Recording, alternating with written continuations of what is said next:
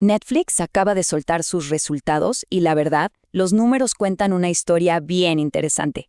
Así que hoy vamos a meternos de lleno a abrir el capó de este motor para entender qué es lo que de verdad lo hace funcionar con tanta fuerza. Y para arrancar, aquí tenemos la cifra que ha dejado a todo el mundo hablando. Un crecimiento de 86% en las ganancias por acción. ¡86%! A ver, ¿cómo se consigue algo así? La respuesta no es para nada simple y de hecho esconde una estrategia muy, pero muy calculada que vamos a empezar a desglosar. Pero ojo, ese 86% no salió de la nada. Miren el panorama completo. Los ingresos generales subieron un 16.2%, los operativos un 18% y los ingresos netos un 83%. ¡Impresionante! Es evidente que todas las piezas de la maquinaria de Netflix están funcionando a la perfección.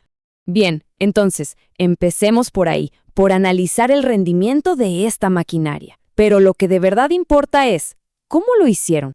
Ahora sí, es hora de ver la mecánica interna, lo que hay bajo el capot. Vamos a entender esa estrategia de 3 pilares que está detrás de este crecimiento tan bestial. Y todo al final se resume en esto. 3 claves. Primero, ofrecer más valor en entretenimiento. Segundo, apoyarse al máximo en la tecnología para mejorar el servicio. Y tercero, algo crucial, optimizar la forma en que convierten todo eso en dinero. Es como un ciclo que se retroalimenta constantemente. Hablemos del primer pilar, que es la base de todo, ganarse el tiempo de la gente. Y eso, claro, empieza con su programación estrella, el contenido que hace que Netflix sea, pues, Netflix. Y aquí tenemos una prueba clarísima. La 4ª temporada de Bridgerton, 94 millones de visualizaciones. ¡94 millones! Esto demuestra el poder que tiene su contenido principal para captar la atención de todo el mundo y ser el tema de conversación. Pero no todo es series y películas. Se están arriesgando con cosas nuevas. Por ejemplo, el Clásico Mundial de Béisbol. 31.4 millones de espectadores. Se convirtió en el programa más visto en la historia de Netflix Japón. Y no solo eso, les generó el día con más suscripciones en la historia del país. O sea, una apuesta que les salió redonda. Pasemos ahora al segundo pilar, la tecnología. Netflix la está utilizando para optimizar absolutamente todo, desde cómo se crea una película hasta cómo llega a la pantalla de cada quien. Aquí se ve el cambio de mentalidad. Están dejando atrás los procesos de filmación más tradicionales para adoptar herramientas de inteligencia artificial generativa. Y este es un movimiento que se aceleró muchísimo con la compra de Interpositive, la empresa de tecnología que cofundó el cineasta Ben Affleck, justamente para crear herramientas de IA para la industria del cine. Y con esto llegamos al pilar que cierra el círculo. El tercero, la monetización. Ellos lo llaman su ciclo virtuoso. ¿Por qué? Porque se trata de transformar la atención de la audiencia en ingresos, para luego reinvertir ese dinero en crear contenido todavía mejor.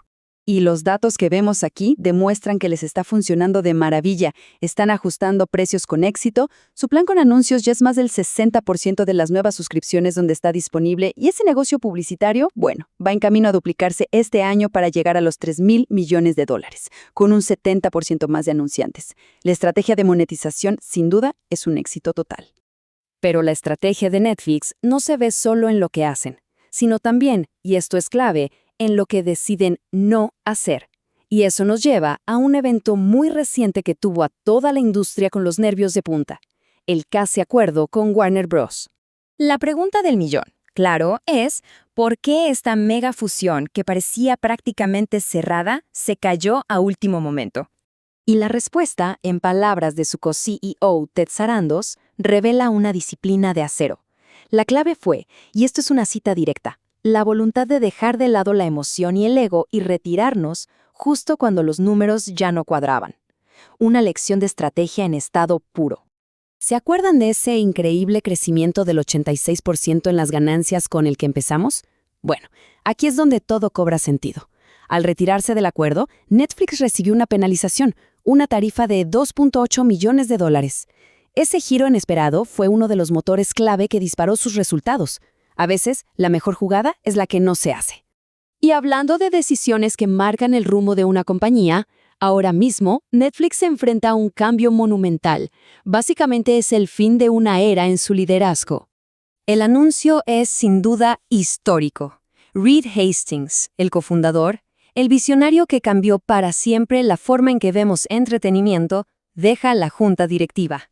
El propio Hastings define su legado de una forma muy particular. No se trata de una sola decisión, sino de haber creado una cultura enfocada en la alegría del miembro. Es una filosofía que está metida hasta la médula de la empresa. Sus sucesores, los co-CEOs Ted Sarandos y Greg Peters, compartieron ese sentimiento. Sarandos lo describe como un verdadero hacedor de historia, mientras que Peters afirma que su legado está, literalmente, tejido en el ADN de Netflix. Queda claro que su influencia va a seguir definiendo a la compañía por muchos, muchos años, incluso después de su partida. Bien, después de ver el rendimiento, la estrategia y este cambio de liderazgo tan importante, llegamos a la última parte. ¿Qué sigue ahora? ¿Hacia dónde va Netflix a partir de este punto? Y esta imagen revela muchísimo sobre cómo Netflix ve su propio futuro. A pesar de ser un gigante global, ellos consideran que solo tienen un 5% del tiempo total que la gente pasa viendo televisión en el mundo. O sea, para ellos, no son los líderes del mercado, son un competidor más en un océano gigantesco. Y para poner ese 5% en perspectiva, lo comparan con esta cifra. El mercado total al que le apuntan, valorado en $670,000 millones. El mensaje es clarísimo. A pesar de todo el éxito, ellos creen que esto apenas comienza. Y la pregunta que queda en el aire es, ¿cuál será su siguiente movida para quedarse con una porción más grande de ese pastel?